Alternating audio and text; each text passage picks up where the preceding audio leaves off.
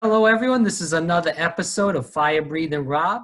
If you listen to us on the radio at 10 stations, thanks so much for doing that. We greatly appreciate that. But we also trying to build our YouTube channel. So if you're looking for us on YouTube, it's www.youtube.com/FIREBREATHINROB. If you've been following the program for a while, you know we do sports, politics, and everything in between. So we bring amazing people on here that do amazing things for the community and for the world. So we have a special guest on, Rachel Balkovec. She is the first ever hitting coach in the MLB. That's a woman, and she is coaching for the New York Yankees. She's also been a strength and conditioning coach with the St. Louis Cardinals and also the Houston Astros, and played softball at the University of New Mexico Lobos. Rachel, thanks so much for coming on. Greatly appreciate the time. Yeah, thank you. Just the fact that your show is called Fire Breathing Rob, I feel like we're going to get along. So I'm pumped to do it. So Rachel, how did you find love for softball and baseball? Oh God, originally I guess was like, you think when you're a kid, you just gravitate towards what you're good at. And I was always a really strong young girl. Like I was always kind of taller, bigger, just more athletic than some of the other girls. And I just could hit the ball a long way. So I always loved when softball season came around. I played all sports, like basketball, volleyball, soccer, you know, but when softball season came around, I got really excited. And then as a catcher, so I was a catcher, and I just remember like I was the only girl that fit into the gear. It was just too big for all the other, little girls just running around with a bunch of big gear on them. So I was the only one that fit into the gear. And then I just really liked it, and I stuck with it. And I loved like kind of being in command of the team, and loved that position, stuck with it all the way through my college career. So I think that's how I originally got into it. Was just like, I think I've always, like I said, been an athlete of sorts, and I just like to hit the ball a long way. So chicks did the long ball is true for us too. We just hitting home runs and doubles. So, but yeah, as I got like later in my life, I guess how to gravitate towards like baseball is I don't always tell this story, but I'm happy to tell it now because it's a long time ago now. But I was doing my graduate assistantship at LSU, and so really good athletic school, and I was starting my strength and conditioning career there, working with baseball and softball and tennis and a bunch of sports. And at the time I was dating a baseball player. So in college I played softball, and I started dating this guy in college who played baseball. And then he was drafted and played in the minor leagues for 6 years for the Dodgers. So meanwhile, as I'm like I was kind of getting up in my career and like working for an SEC school and high level college athletics, I was learning about the minor league system. And so really my wanting or my fascination with professional baseball was actually learning about the minor leagues and just the journey that those guys go through, and the Latin American players and where they come from, and just really understanding that as I was kind of like watching my boyfriend go through it at the time.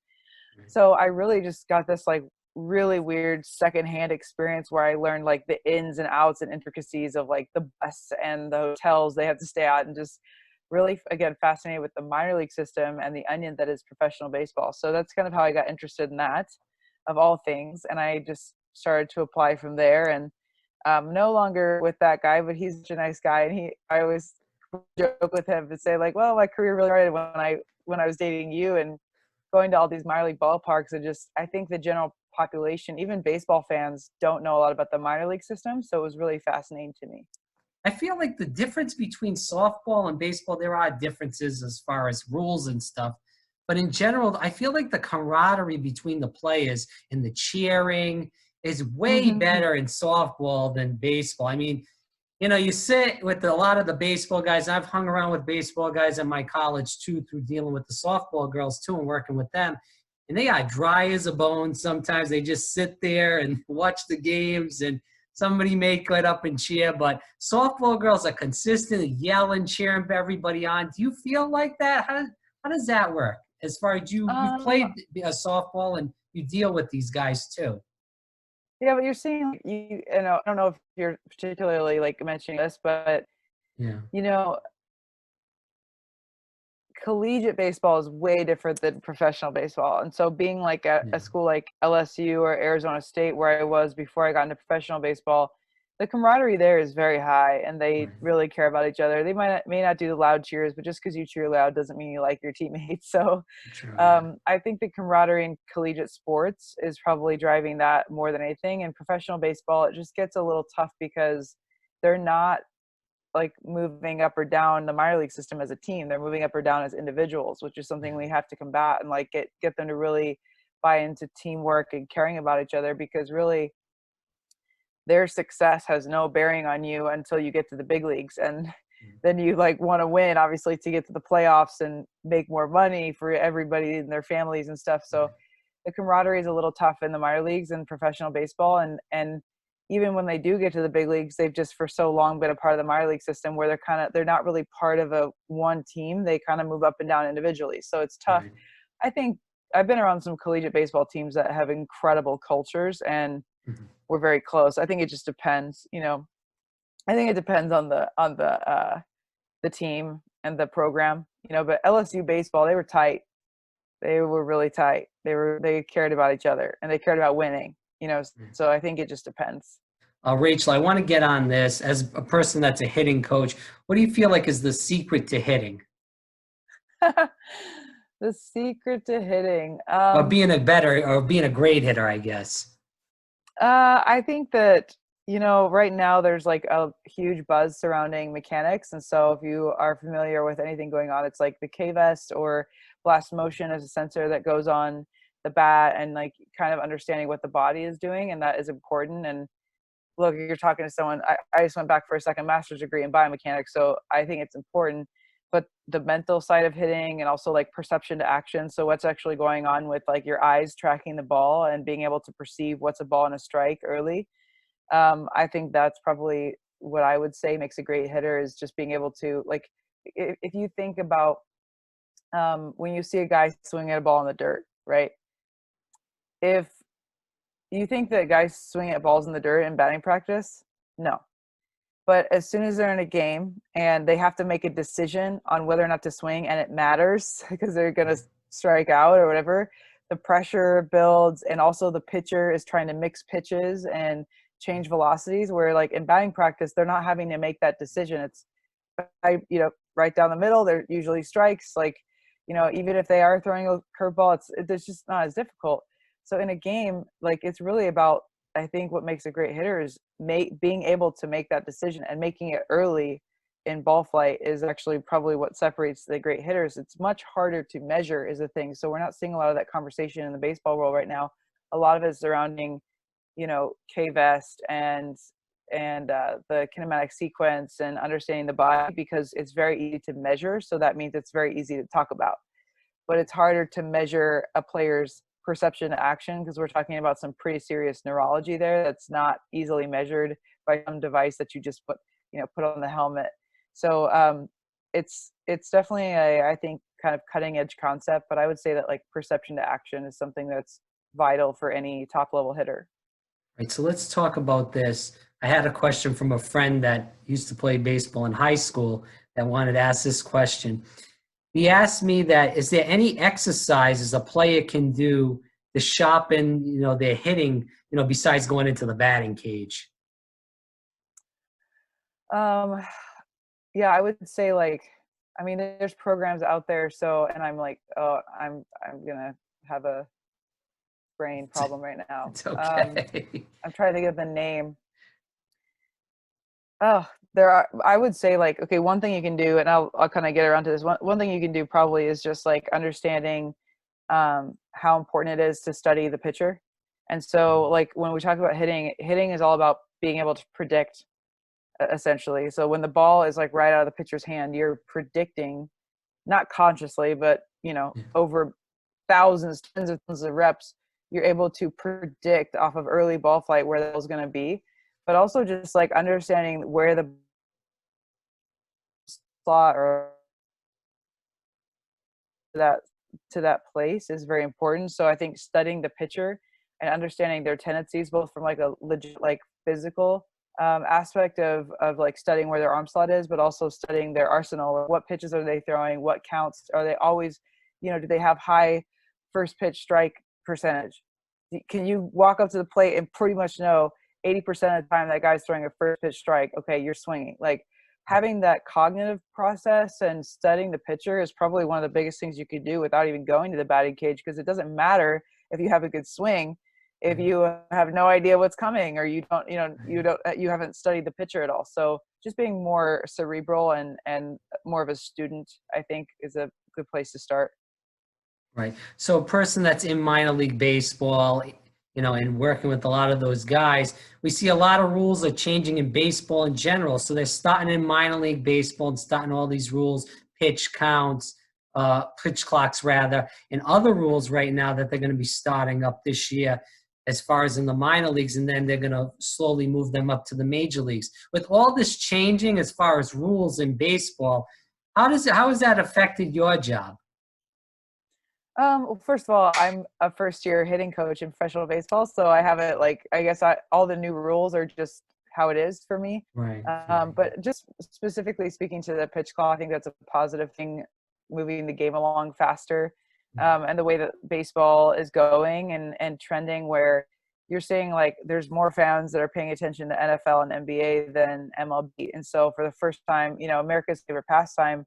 Right now, you can't even say that it's baseball. It's probably NFL is getting the most viewership and the most following and stuff. So I think that any changes, let's put it this way, any changes that are being made are a long time coming, and also a lot of people have been involved in that decision for a really long time, and there must be a reason for it.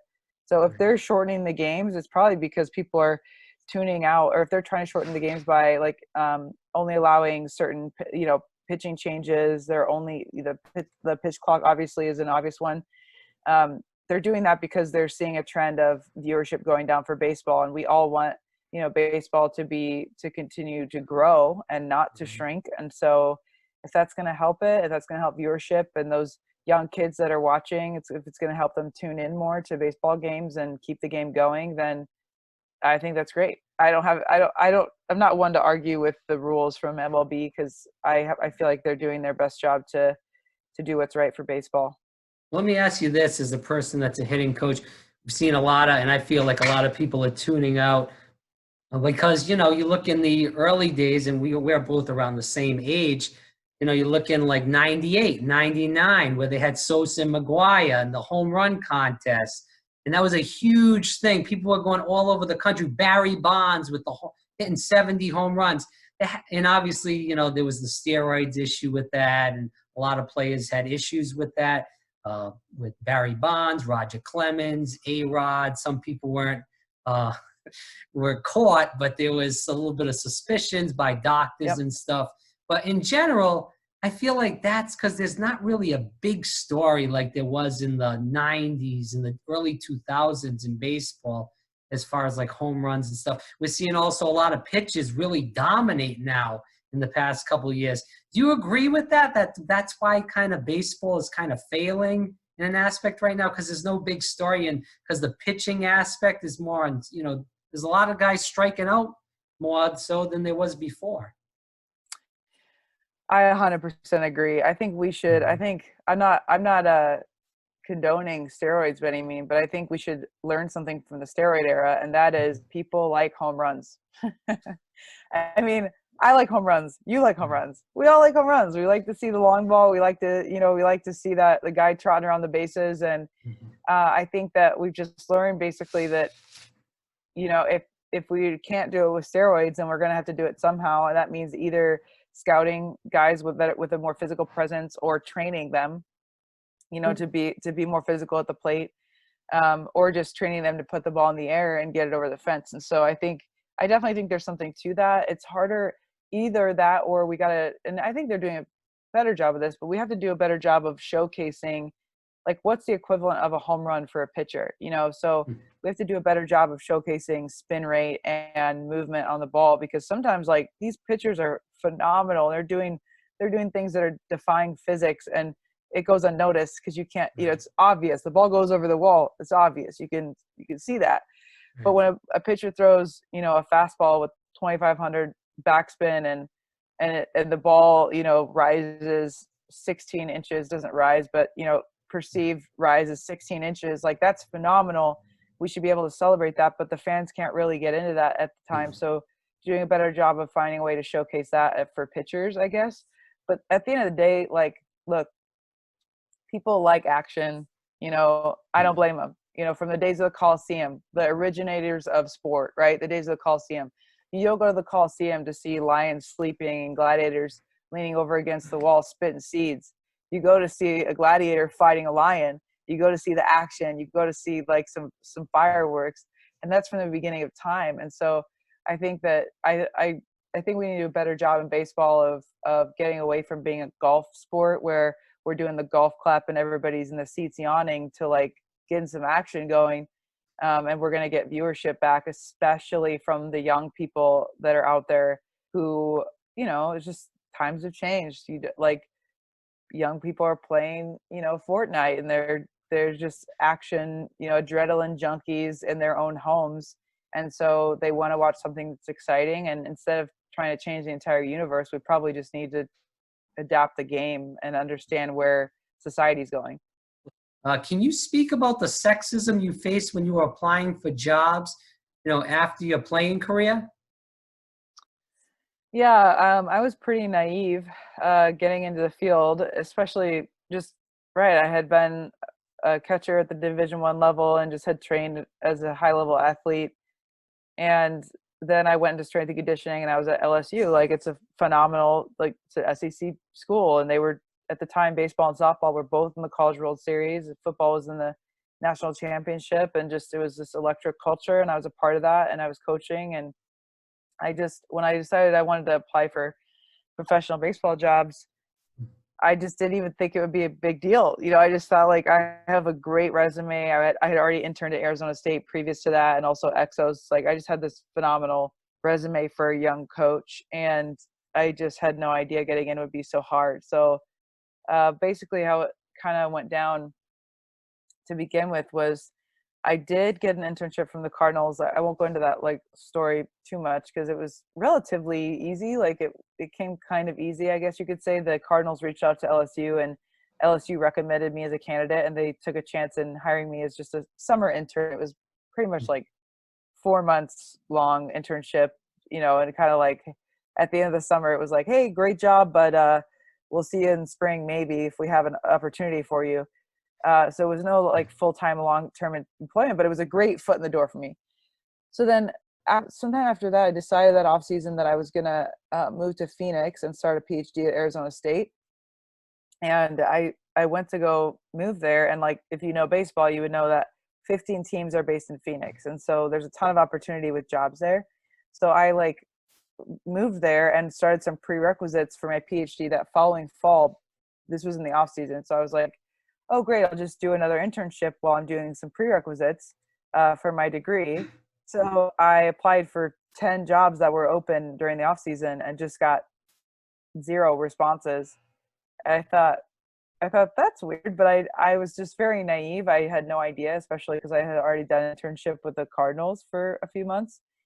And I was like, that's weird. And so I picked up a waitressing job while I was going to classes, and finally I get a call middle of spring training. This was like 7 months after I had applied for everything. I get a call middle of spring training from an organization. They said, hey, one of our guys quit. Are you still interested? So they were desperate, basically. And I was like, yeah, of course. So interview, went through all the interview process, went great. The guy was like, okay, great. You're the girl we want to hire. Let me just do some human resources paperwork, and I'll get back to you in a couple of days. We'll get this going. I'm like, great. Never heard from him. He just like ghosted me. And I was like, what? I just was so confused, still naive about this whole situation. And finally, like 3 weeks later, I get a phone call from him, and he's like, hey, I'm really sorry about the delay. I just want to be honest with you, but we're not going to hire you. And it's because you're a woman. And of course I Wow. was shocked. Because it's illegal, but also I Yeah. was like, I can't believe this guy's being honest with me. But I was so thankful because he's like, I just want to let you know the truth so that you don't think it's like your resume or something went wrong in the interview process. You did phenomenal. I think you'd be great. And his mom, he was like, my mom's a PhD. She means everything to me. She's like raised me right. And so he really felt bad. And he goes, But this wasn't oh, his and decision, right? Sorry to no, interrupt. Okay. yeah, it wasn't his decision. So it was people above him. He wanted to hire me, but he couldn't, basically. Oh. So basically after that, he kind of just was like, well, also it gets worse. On top of us not being able to hire you, it took me so long to get back to you because I called around to all the other teams that I knew had open spots, and they said the same thing, that they had received your resume but didn't think they could hire you, based off of your gender. And so, Wow. I mean, when you think about it, like here I am, it's 2020. That was 7 years ago, and I probably told this story like 50 times in the past few months, and it's like, I'm glad he told me. Yeah. I'm glad I knew, because now I can shed light on what we're still up against. That was 2013. And it sounds like that's the story from the 70s. Right. So, so that was tough, but also like it felt good to be clear about what the issue was, because my resume was very, very good for a 25-year-old young female coach. Like, you looked at my resume at the time and you're just like, how did she get so many experience? I didn't even tell all the things I had done in this interview, but like I had done so much stuff, and I couldn't even get a low level internship. So anyway, I sat out that season of baseball and just waitress, and I kind of kept my foot in the door. So I did another unpaid internship at Arizona State while I was in Phoenix, and I would wake up at 5 and go work with their baseball and softball teams and soccer, and then go and waitress and to pay my bills, and was still taking classes. But somewhere in the middle of that year, I decided I didn't want to do a PhD. I wanted to stay coaching, and so I was trying to keep my resume fresh by doing that extra internship with Arizona State. And the next fall came around, and the jobs start to pop open for baseball after the season. So I started to apply, but I knew what I was up against, and I was always already concerned. And I was talking to my sister one day, and she said, well, why don't you just change your name on your resume and see what happens? And I remember I kind of like laughed. I was like, haha. And then I just was like, huh, like that's an idea. So I changed my name going into that off season. I changed my name on my resume to Ray. I don't know if you've come across that story, but Yeah, I yeah, yeah. actually I changed my name to Ray Balkovec, and immediately got responses. And so I got a lot of email responses saying we'd like to interview you for position. And I even got a phone call one day, and he said, can I speak to Ray? And I was like, this is she. And he just fumbled over his words, and it was kind of, you could hear like papers shuffling in the background. He's like, oh, sorry, I just thought I wanted to make sure I got the name right. And I was like, yeah, right. Like, you just were surprised as a woman. So unfortunately, like that experience, when I got on the phone with the person, and I said, I was kind of in the middle of something. I was like, can we do this later today or tomorrow? He's like, yeah, I'll call you back tomorrow. Never heard from him. I called him, I emailed him, he just ghosted me. And unfortunately, it just was a wake up call. Like, I just had to really, even though it was difficult, I had to really say, like, okay, if I'm talking to someone who doesn't want to hire me because I'm a woman, I probably just don't want to work for that person anyway. Like, that's Yeah. not the type of human being that I want to be around. So I kind of just had to let that go. That was a short-lived alter ego, Ray. But my sisters still call me Ray sometimes. But yeah, it was just another, though, strangely, paradoxically, it was like another, like, okay, as soon as I changed my name to a guy's name, I got these responses, which tells me that my hard work was paying off, not necessarily in the literal sense of me getting a job, but just like I'm getting noticed. I know my resume is good. I know that like I will have an opportunity eventually. It's just going to take some time. So that off season kind of went by, and I still wasn't getting anything, for the following season. So much so that I actually applied to do an internship, another unpaid internship in Boston at Christi Sports Performance, which is a really well-known baseball facility. So I thought, if I can't get into professional baseball, I'll go and do that, and that's the next best thing. But anyway, I ended up getting a phone call from the St. Louis Cardinals in January. So that's late. By January, jobs are filled. Like, there's not too many people hiring.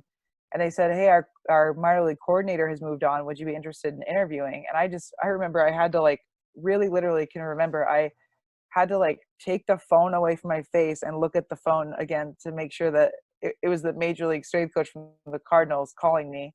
I was like, is this guy messing with me? Are you kidding? Because I was so surprised. I couldn't even get an internship position. I could not even get an internship, let alone the minor league strength and conditioning coordinator, which is overseeing 10 male strength coaches and 250 athletes traveling all over the country to their minor league affiliates. And like, it's a huge, huge responsibility. And so to go from not being able to get an internship position to then interviewing and being hired by the Cardinals, it was pretty like, that was a rough year and just a learning experience, an eye-opening experience. And I look back and I'm definitely glad it happened, because it made me work harder, you know. Right. I'm already a hard worker, but it made me grind. Like that year was tough, and it was just like I knew what I was up against then, you know. So it's almost better to face an ugly truth than to face a lie, because you don't know what you're dealing with. Why didn't you try to, put a lawsuit against some of these people for, not, as you said, that's against the law to not hire somebody because of their gender. And I think that would have been, a great case. I mean, you had the case. Why did you think about that or no?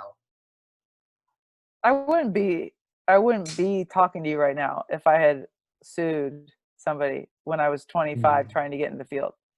You know, I wouldn't have a job. And furthermore, like I knew that even then, pretty early on, and definitely after I was hired with the Cardinals, I just knew that, like, unfortunately or fortunately, depending on how you look at it, if you are going to be the first to do something, you're going to have to go through some shit for the benefit of other people. So look at, like, and I study these things. It's very fascinating to me, probably because of my life experiences, but also it was fascinating to me before my life experiences, where I study people like Jackie Robinson. Like, if you actually understand what went on, you know, what all went into him being signed, you know, he was signed to the Dodgers after the Negro Leagues were around for damn near a century and were very popular for several decades before Jackie Robinson was signed. And when the year that he was signed to the big league club, the players on the Dodgers signed a petition to say that they would not play with Jackie Robinson that year. And like, people forget that. And luckily Branch Rickey, who was the GM, was like, yeah, well, then you guys can go find another team to play for because he's playing. But there were so many things that had to align. And Jackie, in his book, his autobiography, it's called I Never Had It Made. And that's the name of the book. Listen, I never had it made. So now Jackie Robinson is this celebrated, like, you know, we wear 42 every year on a certain day, and it's just celebrated, and there's this like picture of him and he's smiling with a bat on his shoulder. Like, that was not the real story. If you read his autobiography, he went through a lot of shit, and he had to do it so that people coming behind him could have a better, you know, track. And there were so many times he could have quit, or he could have started a fight, or he could have not held himself to a certain standard of you know, how he carried himself. There were so many times he could have chosen to do that, but that would have ruined it for other people that needed that opportunity as well. And it's very early in my career, I understood that I'm going to have to put up with some shit, and that's just how it is, you know. And I'm happy to do that for the sake of moving the needle forward for women in sports, and that's an honor to be able to have that responsibility. So if I would have sued that organization, I wouldn't be sitting here. And then not only me, but other women probably would have missed out opportunity because I didn't do what I did. Did you prefer to coach men instead of women? Was that just because it was a different challenge to take? Like, basically during that year, 2013, I was discriminated against, but also like 8 different Division I universities reached out to me about positions to work in college, but it was all women's sports. And so I was even asking them, like, hey, I'd be happy to entertain this opportunity if you also give me a male sport as well, so that I can keep my resume. I can keep men's sports on my resume because it's just better for your future in sports. And the answer was no. I mean, 8 different Division I universities. They're like, well, that's not, you know, we don't really have that opportunity, or that's I got one time the baseball coach wants a man to be in that role. And I'm just like, it kind of gave me this little chip on my shoulder where I was like, okay, like, nope, I'm doing this. Like, you can keep that job. I'm doing this. Like, I'm gonna do this because somewhere out there, some woman somewhere has applied for these jobs and she gave up. So I'm not gonna give up. I'm just gonna keep going until I really feel like it can't be done. And I was getting like I said, I was getting these little glimmers of hope where I knew people were interested in my resume. So I had enough there of hope to keep going. And I just thought it was important for my career, alongside of being fascinated by the minor leagues, to be in professional baseball specifically. Rachel Balkovec here on Fire Breathe. So was there any pushback in your career from players in general in the locker room or even on the field with you being a woman so far?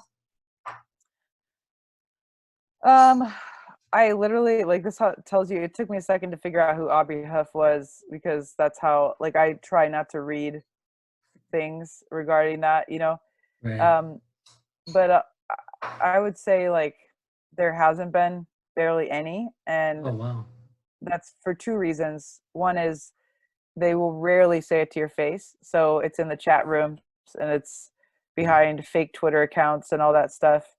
Um, but also, like, I think that even if they think it when they first, when I first get there, and there's some curiosity surrounding it. Like, there's a funny, when I first got with the Yankees, spring training was getting going, and I guess, like, there were plenty of players that hadn't heard that there was a woman hired. There's 200 some players they hadn't heard, and the Latin players especially, they don't see that news. They don't necessarily see that news of what's going on. And so I showed them, I, like, walked in one day and physicals were going on. So there's, like, a bunch of players in one area kind of waiting in line to get their physical done. And I walked into the room and I kind of was getting something, and I look over and there's, like, this whole wall of, like, 20 some players staring right at me. And I was like, ugh! I was like, what are they looking at? And then I was like, oh, they didn't know there's a girl coach. And I'm, like, in my uniform. So they probably were just, it's this shock. It's a surprise. Yeah. And I think early in my career, I didn't understand it, or I didn't appreciate it, or I didn't have this feeling. But now I just have empathy for them. Like, look, it's different.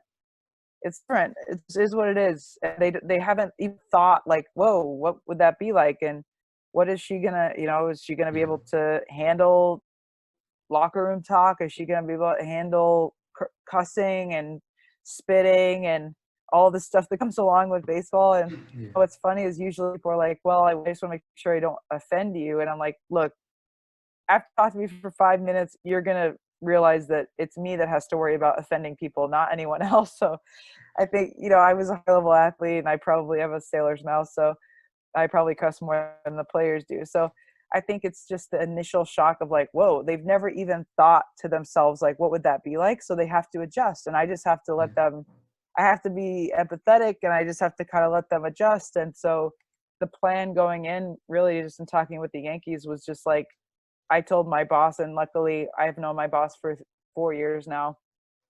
He was with the Astros previously and really mentored me in hitting. So I've known him for a while, and I just was like, look, like, I'm going to lay low, and if conversations come up about hitting and their swing naturally, then I will entertain that conversation. But if somebody doesn't want to hear something, I'm not going to try to force coaching on them just to coach, just to hear myself talk. So I'm really just letting them get used to me, and kind of, like I said, just being empathetic to change. You don't like change. I don't like change. Nobody likes change.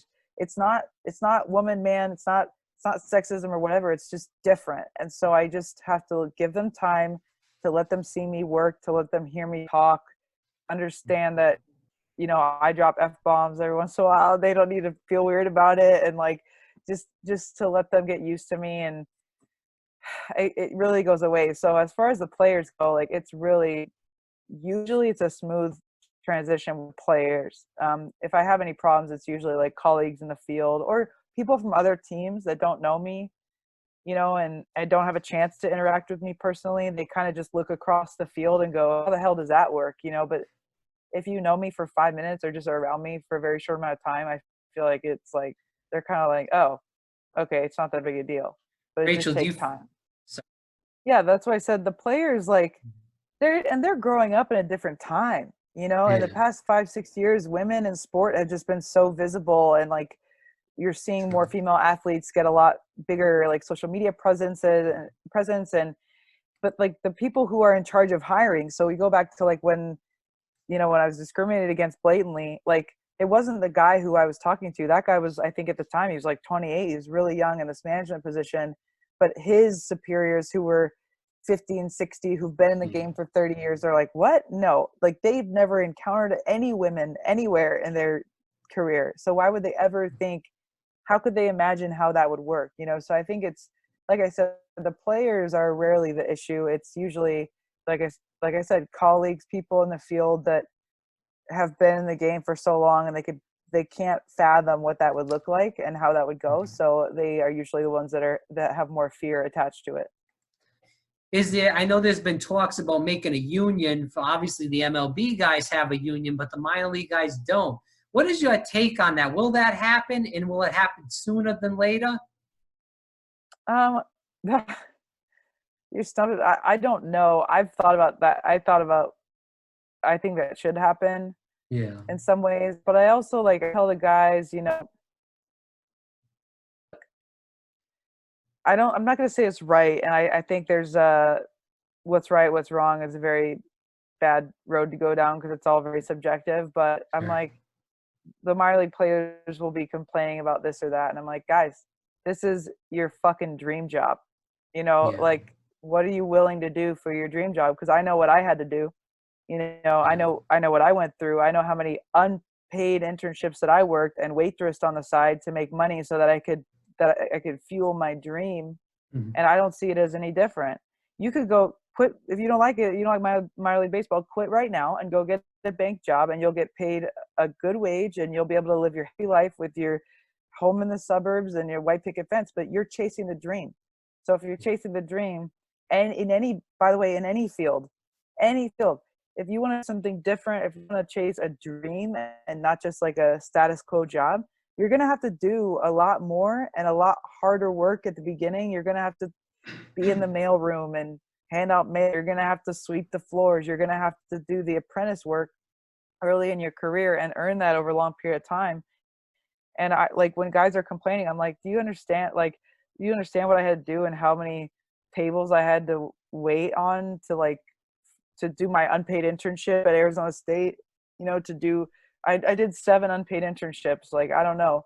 So it's a little bit mixed feelings. I'm not saying they should have to live below poverty line, but also I'm like, look, get an off-season job, save up money, save up several grand. And then in season, you live kind of poor, just like I did and anyone else does who wants to have a high level career. You don't ever hear, like, look at even people like Steve Jobs, like he was fucking broke, but he was trying to do something crazy and out of the ordinary. And I mean, they started in their garage. Like, they didn't start in a huge building with a bunch of money. So if you want to do something different, if you want to air quotes chase the dream, then yeah, you might have to put up with some shit that other people don't. It's just tough for them because especially the American guys, they see their counterparts, they're 25 riding a bus through the middle of Texas, and they're like, shit, my friend who's 25, he has a wife and a dog and a house and a car and this. So they're kind of, I call them the lost boys. Like, they're on this journey towards their career, and they're kind of like, they never really graduated college. They're almost living this like weird lifestyle as their friends are kind of climbing the normal, company ladder. So I think that, yes, I think it's positive. The union could be a positive thing, but I'm also like, look, you're living your fucking dream. You know, you get to put on the New York Yankees logo on your chest every day. So if you gotta live frugally and you're broke, and well, welcome to chasing your dream. That's how it goes. It's not glamorous. Some tough love, Rachel. I like it, though. Breathing fire. That's what the show's called. Fire breathing. Very true. Thank you for bringing the fire. With the last few questions, you developed a podcast. Can you speak about it? What is it about? Yeah, that's just the Fadeaway podcast. It's really just a passion and a hobby. It's a true hobby of mine. Mm-hmm. I just like to share people's stories that I think are extraordinary humans. So anyone who's doing something different, and I often find myself talking to friends or talking to people that I meet, and I'm like, oh my God, like, your story's incredible. And what were your parents like? What were your siblings like? What was your early life? Like, what made you like this? And so just digging into people's backgrounds and understanding what made them tick and what laid the foundation for for shooting to the top of whatever field they're in or doing the different thing that they're doing. It's just a hobby, and I love sharing people's stories. So that's all that is. What advice would you give young females that, want to coach a male sport? And, as you spoke about throughout the interview, about all the challenges that you faced and, the perseverance that you've gone through, what would you tell young females about how to get through that process? Well, here comes a little more tough love. Um, I would say, like, don't feel sorry for yourself if you are having to work harder than your male counterparts, because you should say thank you, because really it's just going to make you better. And so all the extra internships that I had to do, all the times I had to move around, and the things that I went through made me better, both as like literally as a coach, because I had to do just so much more work and kind of diversify and do different things. But also just as a person, I appreciate it more. And I have the attitude of every day the players make fun of me, but they're like, how's it going today, Rachel? I'm like, living the dream. And I know that's usually a sarcastic answer, but like, I'm living my fucking dream, so I appreciate it. And I remember the times when I was pushed out of it, and I remember those things very clearly. And I don't think I'll ever forget that. And so if you are having to work harder to earn more respect, like, good. I'm glad I have to earn respect, because every time I walk in that door, I don't take anything for granted. I don't think that anyone looks at me and goes, ooh, oh, she played in the big leagues, so I'm going to respect her. Gross. Like, I don't want that. And duh, I didn't play in the big leagues. Just look at me. I'm a girl. So like, it's obvious. And I appreciate that I have to earn people's respect, because when they respect me, I know I earned it. It's not because I was some big league player that walks in the door and gets respect automatically. Like, I had to earn that respect. And that means more to me than if I just was given something or if it came easy to me. So don't feel sorry for yourself. If you have to work harder, you should be thankful for that. It's a honor in some ways. And then the second thing is just have empathy. I didn't do a very good job of this for sure at the beginning of my career, where just have empathy. Look, it's different. And so you can't walk around thinking that everyone hates you, or it's not fair, or they're jerks, or they're assholes. I always say, like, if a mom has 3 sons and she walks into the bathroom and the toilet seat is up, it's not like her sons hate her, or they don't want her around, or they're discriminating against her. It's just they just forgot. They're not thinking. So you can't walk around thinking that everyone hates you. It's just like they're not thinking. They've never had to think about these things. And so you just have to have empathy and go, look, okay, it's new, it's different, it's something they never experienced. And that's an opportunity for you as the woman to be a positive change in their life, and for them to either in the moment, usually it doesn't happen in the moment, but later on in their life, reflect back and go, wow, she was a really great coach, or she really cared about me, or she held us to a really high standard. Or you have an opportunity to change someone's mind. And that's an honor, that's a responsibility, that's a great opportunity. So if someone doesn't like you right away, or kind of acts weird around you or whatever, then just have empathy and look at that as an opportunity to impact someone. And that's the greatest gift you can ever get. That's amazing advice, and thank you for sharing that with the viewers. Rachel, can you just tell people where they can find more about you, your website, and also your Instagram? Sure. I mean, if you can spell Balkovec, you can find me just about anywhere. So it's just, Instagram is rachel.balkovec, I think. Twitter's _Rachel Balkovec or something. And my website is just rachelbalkovec.com. So again, good luck. If you can spell that, you can find me. So, or you can just Google like girl and Yankees, and I'll probably come up somewhere. So. Rachel, thanks so much. You brought a lot of laughter and great advice for guys and girls as far as this interview goes. So we really appreciate it. Thank you. This is again, I'm happy to be breathing fire along I was going to say, you definitely brought the fire today. So thanks so much. Good. I'm glad I could do that.